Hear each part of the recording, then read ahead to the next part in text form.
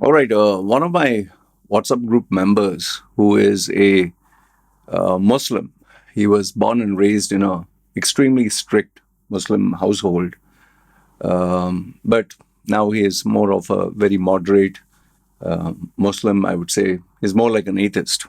Okay. Um, so he has known me for a couple of years. I don't want to give specific details. Nice guy.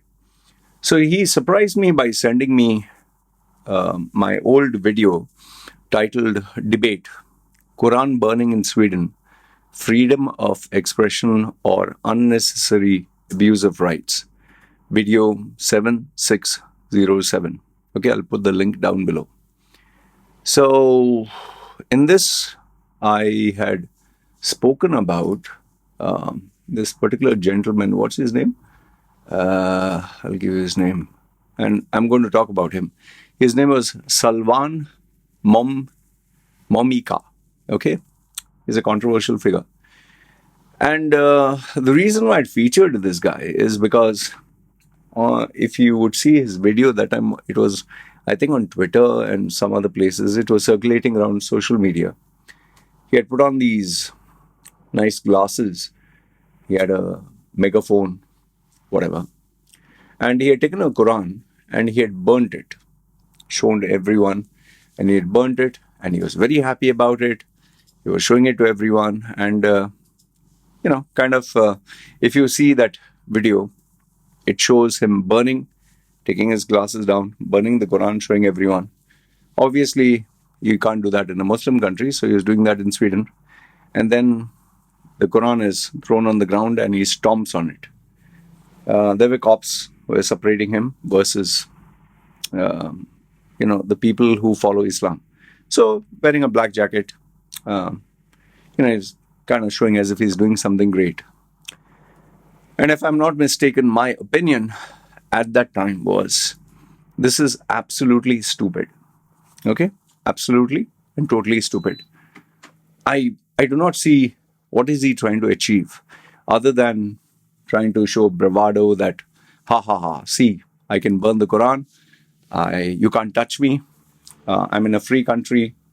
Okay. Now, people, there were people on both sides of the argument. One said that you're a hypocrite. They were telling me you're a hypocrite, that you are not criticizing Islam. You're not criticizing the bad ideas. Okay. You are against freedom of speech. You're against freedom of expression. One side. The other side said that, yes, Loy, thankfully, even though you're an atheist, even though I don't like your views and this thing, your common sense prevails. My logic for speaking against him was, like, what are you trying to accomplish? Like, okay, see, if you actually look at that video of mine, it keeps showing that he is burning the Quran, putting it on fire. He's showing it. Okay. He's showing his glasses. Ha ha ha. He's taunting people. Does it feed anybody food? Does it give people food? Does it help children go to school? Does it solve world problems? Does it bring together communities in harmony? Or is he trying to instigate just to create trouble for the purpose of sounding cool, looking cool? I don't think anyone got any, benefits. I don't think education was done. I don't think people in the sick hospitals who are sick, they got any benefit. I don't think anything good happened to mankind other than him getting the thrill, ha ha ha, getting a high. Okay.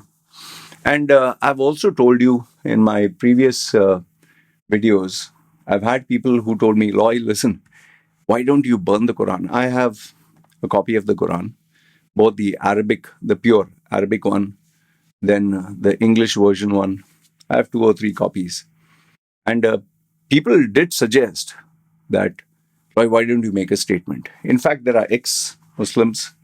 I've seen their videos where one guy who was actually Muslim, he tore the paper from the Quran. He spat on it, and he actually shows the spit rolling down. He tore the Quran, and he was trying to make a point that you know I challenge, I defy. Then you also have Ayan Ali Hurst. She is another activist. Okay, Ayan Hirsi Ali. Okay, and she is totally against Islam. Now, if you have seen my videos, you know for a fact that I do criticize Islam or Muslims for bad ideas. Like if you murder someone, if you kill someone, if, like we have seen in Pakistan, a YouTuber with no evidence, nothing, they said that he spoke against Prophet Muhammad and Islam, and they killed him. It was a rumor. We have also seen videos where I posted where people justify Prophet Muhammad getting married to a 6 year old and having sex with a, same Aisha, 9 year old. So it's not that I've not spoken against bad ideas. But now, agreed, there are bad ideas. Agreed, there are verses in the Quran that say the infidels kill them. Okay? Agreed that if you practice, say, apostasy or you leave Islam, they can kill you. We have seen honor killings. So those are the bad things. But now, this action that this guy undertook, Mr. Salwan Momika, did it stop people doing bad? Did it stop child marriages? Did it stop, the stoning, the killing, the murders? No, it didn't do anything other than give this guy publicity, and he was known. So that, for me, what you're doing is pointless. Okay. Now, I did a little bit of research and I took down. It's not all comprised in one website. There are multiple. Out of whatever I did get, he was born in Iraq. He had a very erratic political career. He had links to Christian armed factions that fought against ISIS. He was involved in 2019 Arab anti-corruption protests. So he has always been politically involved. In 2018, he arrived in Sweden as a refugee. 2021, he was granted 3 year residency permit in Sweden. And I think that is where he started all this. In 2023, 2024, June 28th, 2023, he burned and tore a Quran outside Stockholm Central Mosque during Eid al-Adha, which obviously created a circus. He claimed that he was protesting against Islam and the Swedish immigration policies. Okay? He received, obviously, global backlash.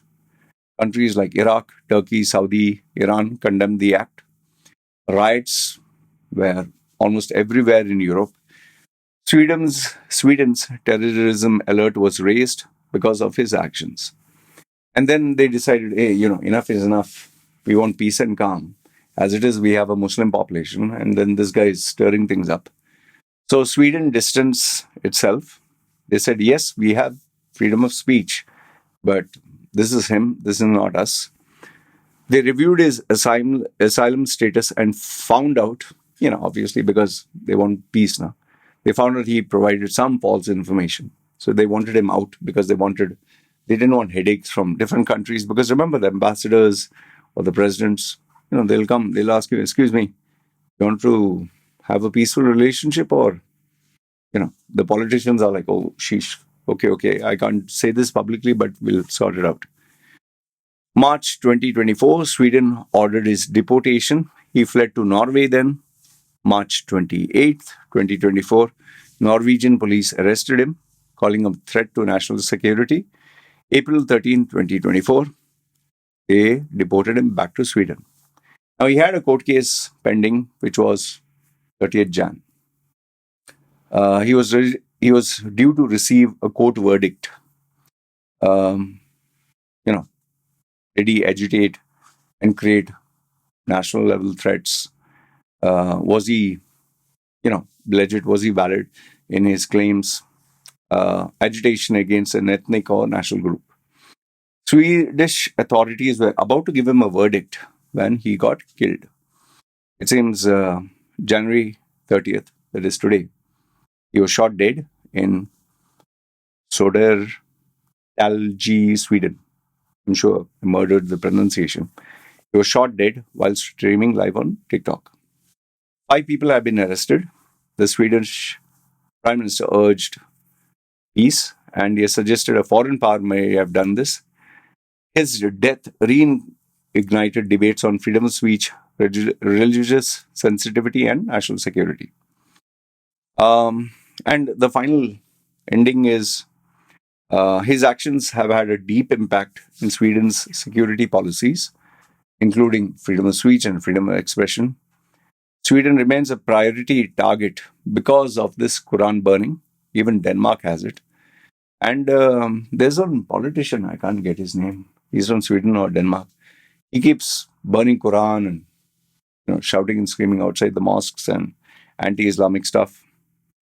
And it creates, tension. Now, I give you just a overall summary for him. I've told you where I stand. Now, I have no idea where do you stand. Okay. Now, obviously, it would be, I would be a hypocrite if I say, no, we must respect all religions. We must respect Islam. You must respect Hinduism, Christianity. I've told you this. Live and let live. Okay. But bad ideas, if you hurt children, if you hurt innocent men and women, in the name of any religion, Christianity, Islam, Hinduism, I mean, what you want me to talk something positive? Even if you're an atheist, and you take a gun or you take a knife and hurt and harm someone, any religion, Zionist, Buddhism, any religion, atheism, Hinduism, Muslim, Christianity, what? It's bullshit. Religion is a way of life. It's a lifestyle. It is trying to be a good human being. This is my understanding. Religion is trying to be a good human being, doing what is right, doing good for others, doing good for society, and if you can, doing good for people who are unfortunate. Teaching values to your children, respect the elders. Okay, you want to pray to God, study hard, work hard, contribute to the family. See, my daughter is raised as a Buddhist and a Hindu. Okay? But I've been very honest, even though people didn't like my statement. I've been very honest. I don't mind she being, I would love for her to be Buddhist. I think that's the best. Jainism, Buddhism, peaceful religion. Second preference, Hinduism, Christianity. My wife teaches a little bit of Hinduism. Christianity, though, even though I know I've not taught her anything.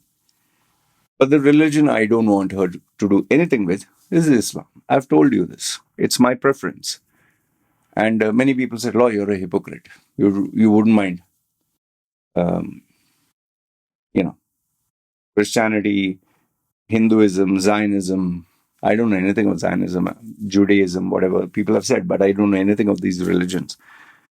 And I don't think you need someone to be with them. But Islam is no. There are a lot of people who are Muslims here. Good people, very good people. Very, very, I'm telling you, very good people who are Muslim, Thai Muslims. But I've told, no, I don't want that. So whether that makes me good or bad or a hypocrite, it's my child. This is my preference. My wife is teaching her the values of Buddhism and Hinduism. Okay, Hinduism, maybe hardly 2-3%, 5%. So, what I want to conclude with is you want to practice freedom of speech, freedom of expression.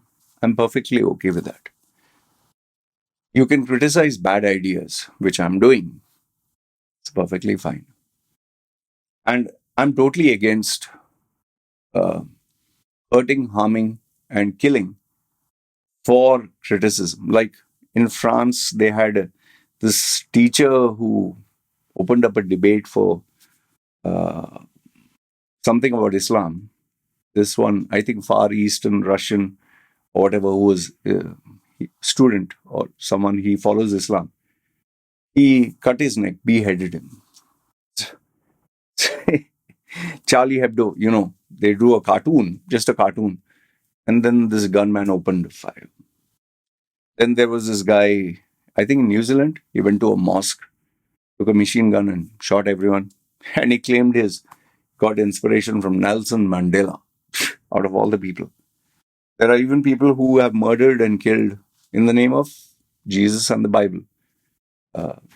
I don't know if you know this. Hitler was a Christian. He read the Bible, he followed, he claims that his actions were governed by the Bible. Christians will deny it, but it's a fact.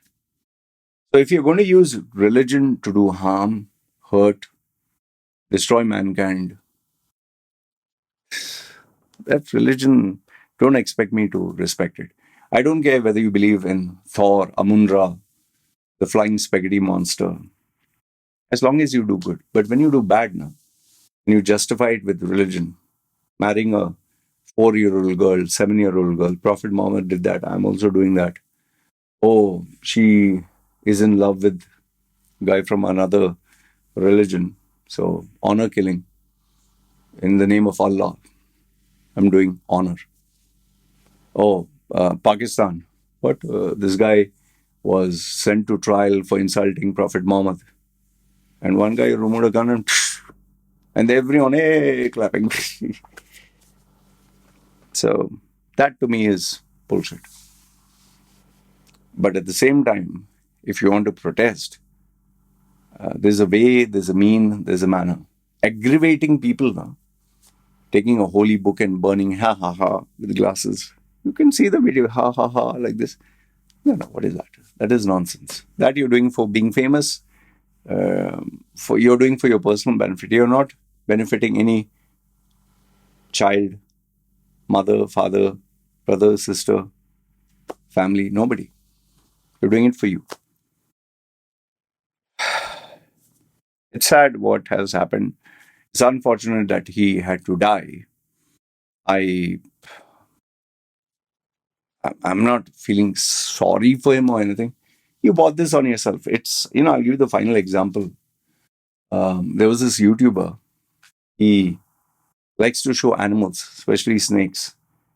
Actual YouTuber, huh? This actual incident. He saw a rattlesnake and he was playing around. A rattlesnake bit him and he's like, oh shit, it bit me.